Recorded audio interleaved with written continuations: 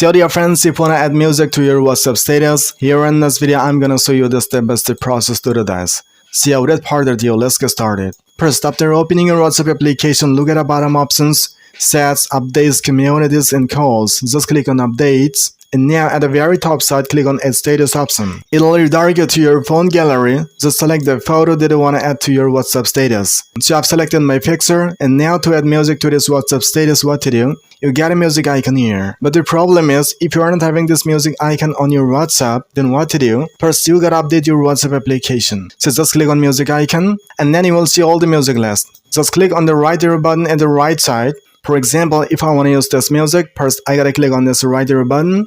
And then you get some music preview options here. If you click this one, the music will come up here. And if you select the second option, the music preview will be like this. And if you select this one, it'll look like this.